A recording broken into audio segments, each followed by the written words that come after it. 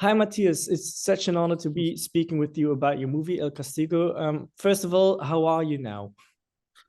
Very happy to be here and to do this Q&A for the Mhm. audience. All right. And your movie El Castigo, it's an incredibly tight movie with lots of interesting talking points. So let's dive right in. This is your ninth feature film, if I'm correct. And as Number always, eight. eight. Okay, the eighth Uh, feature film. And as always, your film is very focused on intense human relationships, about difficult decisions. yeah, And above else, to me, the film is really about parenthood and specifically motherhood. And I saw that the movie was written yeah, by a female screenwriter, Karel Koes. Could you tell me more about her yeah. and also how the movie or the story came about? Yeah, Coral Cruz, she's a scriptwriter from Spain. We have been working together for a lot of time. He was the script editor of from a lot of my movies. So we wanted to work together, and Coral proposed me the story about a couple who loses a child in the forest, and like a very simple idea and what happened with them during this time. And I told her that I really like the idea, and I would like to do it in one sequence take. My first movie is called Sábado, Saturday. It's one sequence take also that happens 20 years ago, and I was looking for another idea that I can tell in one sequence take. Not for the difficulty of the take. I wanted real, like a movie could be a better movie if I tell in this way.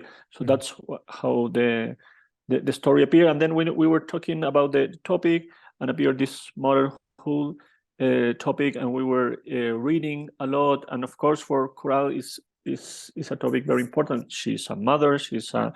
a very successful scriptwriter, and she has to deal with this situation. So we were talking a lot, and also I include the cast in the conversation. We did a lot of uh, table talk about Mhm.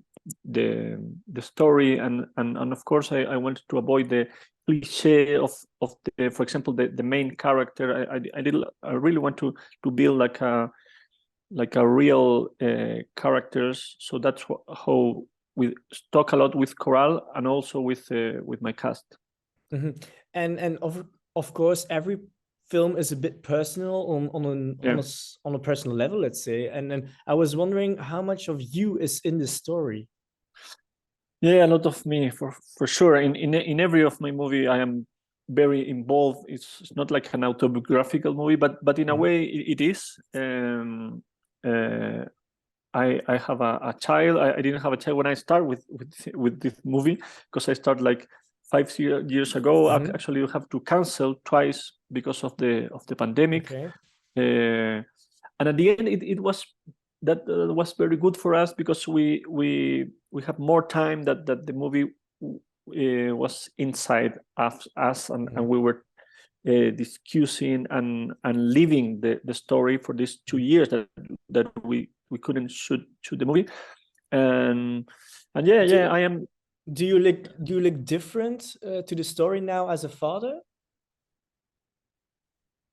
No, it is. I think we became more involved in the story, and happens in our bodies. And actually, we memorize everything twice. I mean, one, and we were almost in the shooting when we have to cancel. So the Mhm. plan was to shoot in March on 2020. So we really have to cancel because of the pandemic. But we have the dialogue in the actors memorize the dialogue, and then the movie stay with us these 2 years that we couldn't shoot it. Okay. And what is very striking as well to me is that the film starts out as an intriguing suspense story, almost Yeah, Hitchcockian, let's say, but yeah, actually it develops into a dark relationship drama about the price of yeah, motherhood. So how did you go about that?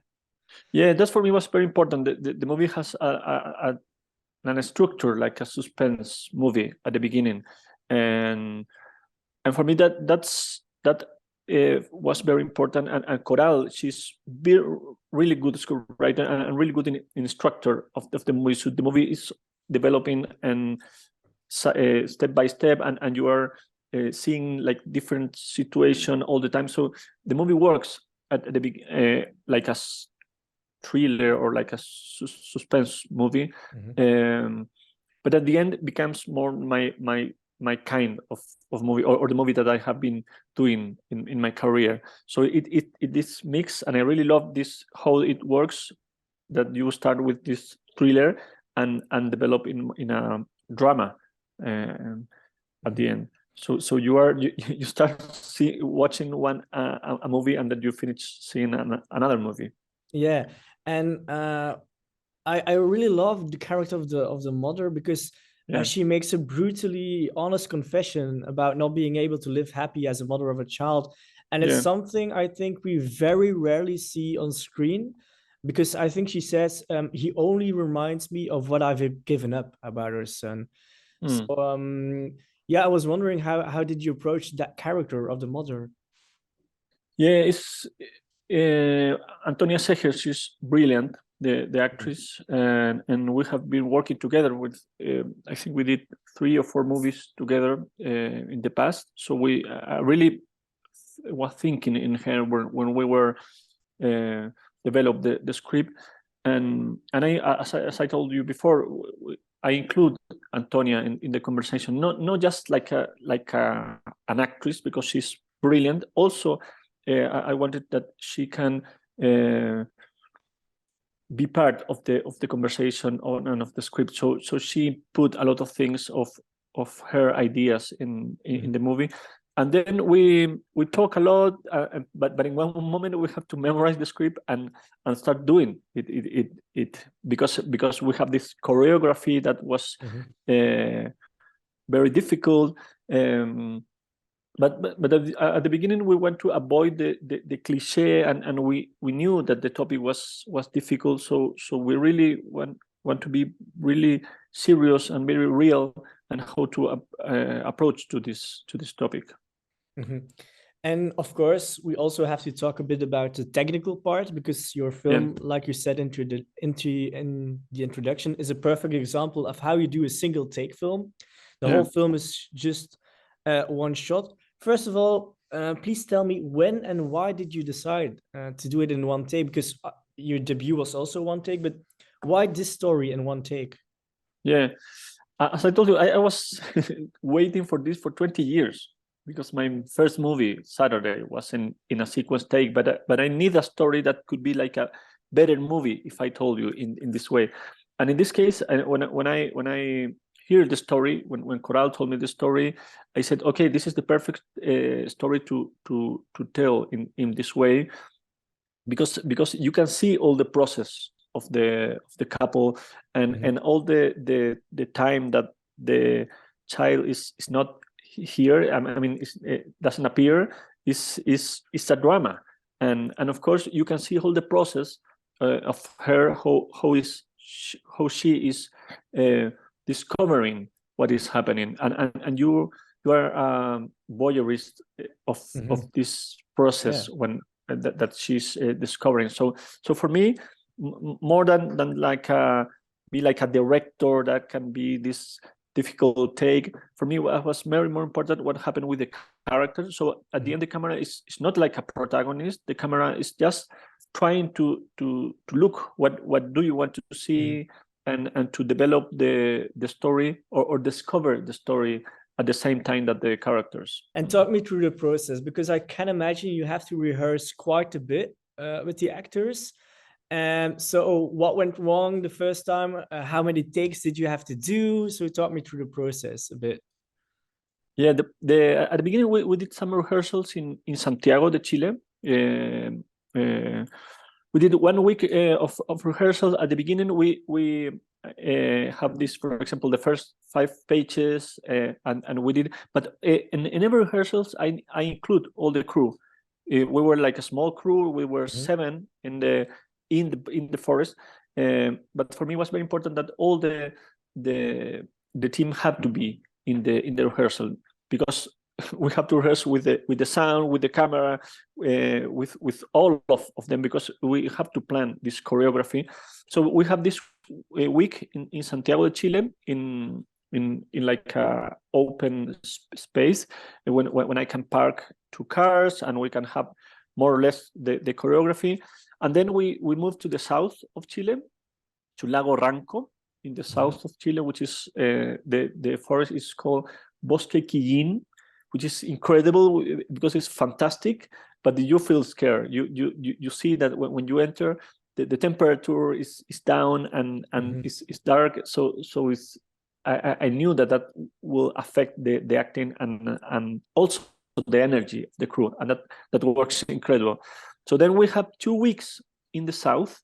The first week we have the same of what it is in Santiago, rehearsals at the beginning for example, the first 5 pages, and the next day, okay, let's do this, and we have a lot of, for example, we did this a scene, okay, we did it 5 times, and with technical things, okay, now you have to move there and you have to move there, and then we have the first take that we did in the last day of the first week, which I call like the take number 1, but it was like a to see what happened if we can complete it, if nothing wrong happened, and of course to the actor to leave the process complete.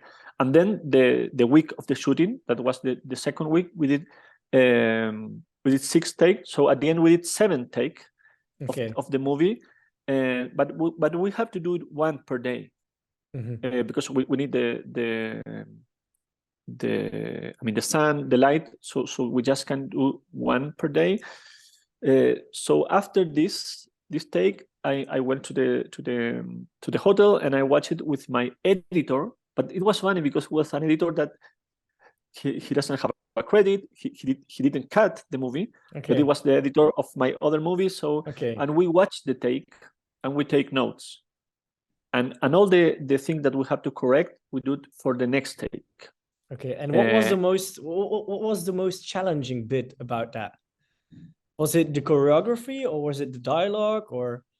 No, everything. I mean, in one take, the everything was what had to be in this note, for example, because dialogue. I changed something for the dialogues. Okay, when you call your mother, okay, we will erase this line. We will erase this dialogue, but we have to add this. Under some moment, some technical things. Okay, you have to run fast or to the camera. You in this scene, don't keep the character.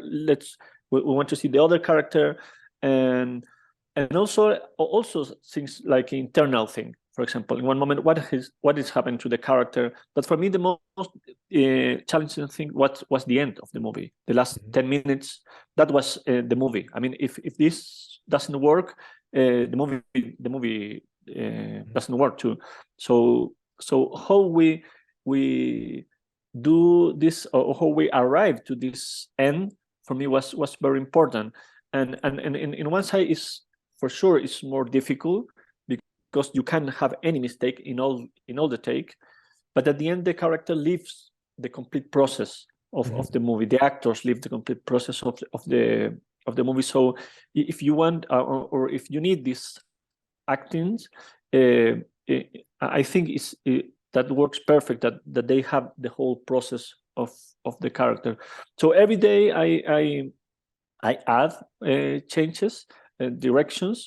Very difficult because they at the end it was like a theater play, because they know all the dialogues and all the choreography, but every day I make some change. It was crazy because I did like 20 or 30 notes, and at the end when I talk to the actor, for example with Antonia, and I take these 13 notes, and at the end I say, okay, but do it what you can, because I am doing a lot of correction, but they were incredible, and they did everything that I did every day. So every day the movie it goes like for example, some moments, okay, that here we have to go fast, and here we need more intensity, whatever. I mean, and they were every take was better than the day before, and at the end I choose the number 6. And why not So the seventh? no, it was crazy because at the end of the number 6, this day I have no correction, and the only thing that I at the end, because I was in the with the crew. I mean, we were 7, and some moment we have to run. I take the guy with the camera to run, for example, when we have to run, and this day I say, oh, please finish this because it's perfect. Please don't do any mistake because it's happened perfect. And at the end, I didn't have any correction for the last day of that we were. I mean, we planned to do 7 takes, and for sure we do it the number 7. And I say, okay, let's explore in the same ideas. Let's see what happened, because we never know if could happen something different. But at the end, then the number 6 was perfect, and for sure, when I come back to Santiago and I check it, I see it again, the all of them, and I compare. But the number 6 was the perfect one. To do this film, did you have some cinematic inspirations? Because there were a lot of single take films already. And maybe, I don't know, what were your inspirations like visually for this film? Yeah, no, I mean, I haven't, when I did Sábado, my first movie, I really want to do it again, because I really love of the theater, and I love this adrenaline that they have to go until the end, whatever happens, and so that's why I really wanted to do it again. And I remember when this idea appeared and said, okay, let's do it in one take, I started watching some movies, and I remember Victoria, the German movie. I really love it, and I really love the process, because I read a lot how they did it, and yeah, but I remember I watched a lot of sequence take, but at the end, the things that, or the decision that we have to take the story have to tell us how it have to move. And of course, the film is held together by 2 powerhouse performances by experienced actors, of course. So could you tell me a bit more about the collaboration? Because they're such tremendous actors, and I can imagine they have theatrical experience. I mean, on the theater, on the stage, because it's incredible what they do, and especially maybe going to that stand-off moment at the end. How was the energy on set and everything? Yeah, they are brilliant. I mean, they work in television, in theater. I mean, they go in theater all the time, and in cinema too. For me, that was like the selection team, the Chilean selection team.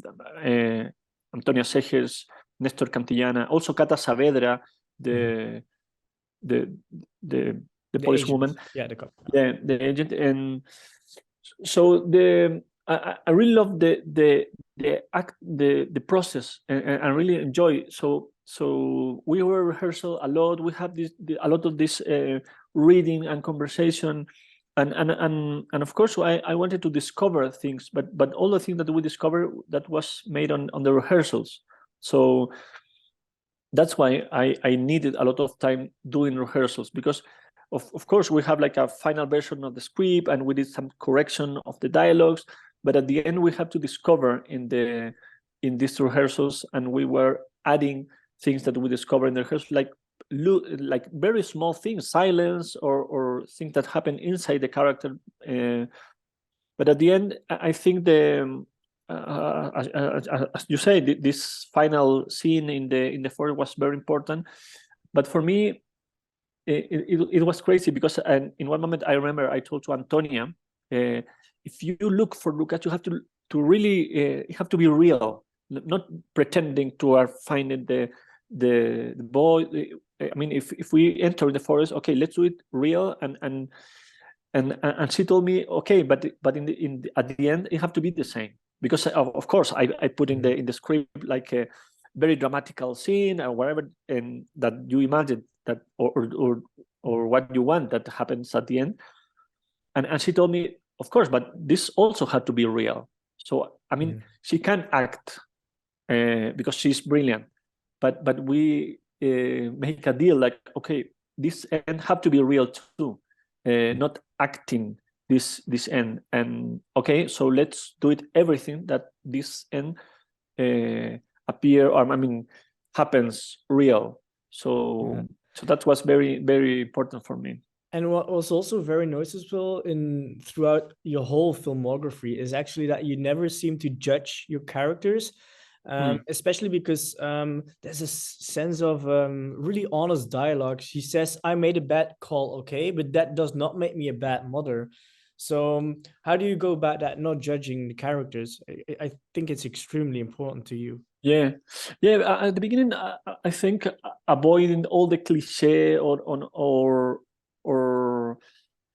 put in the skin of the character. I mean, we discussed, for example, a lot with Nestor, because it was really easy to do like a machista, hombre machista in this character. So we said no, we have to do like a really good father, but at the end. It was like a good father, but at the end the guy take 2 times the boy to the doctor. So that's why it's funny, and it's the inspiration of the movie. We can be like a good fathers or like a contemporary family, but at the end the guy was 2 times to the doctors, take the boy to the doctor. So that's the different between the mother and the father.